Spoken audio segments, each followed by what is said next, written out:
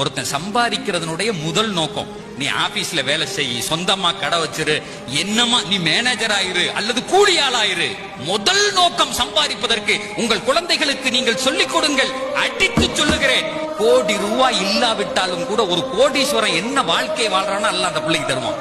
எழுதி வச்சுக்கோங்க. பெருமானார் சொல்லுகிறார்கள்,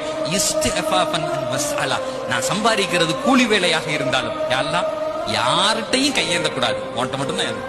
அதுக்கு தான் இந்த சம்பாத்தியம் அப்படின்னு சொல்லணும். எப்படி சொல்லணும்?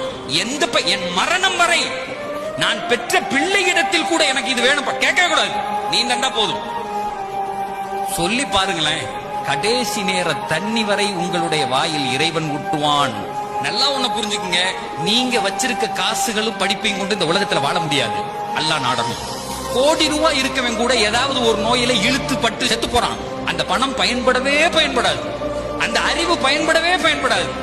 இந்த உலகத்தில் எதுவாக இருந்தாலும் இறைவன் நாடும். எத்தனையோ பேரு ஏழையா இருப்பான், 4 குமர் இருக்கும், கட்டி கொடுத்துருவான். குவைத்துல ஆயில் கம்பெனில மேனேஜரா இருக்கேன், ஆனா இங்க பார்த்தா ஒரு வீடு கட்ட முடியலங்கிறான், என் பிள்ளைய படிக்க வச்சு ஒழுங்கா கட்டி கொடுக்க முடியலங்கிறான். வித்தியாசம் இருக்கு சார். எவனிடத்திலும் வாழ்க்கையில் கையேந்தி விடக்கூடாது. இறைவனே என்னுடைய மனதை நிரப்ப வேண்டும்.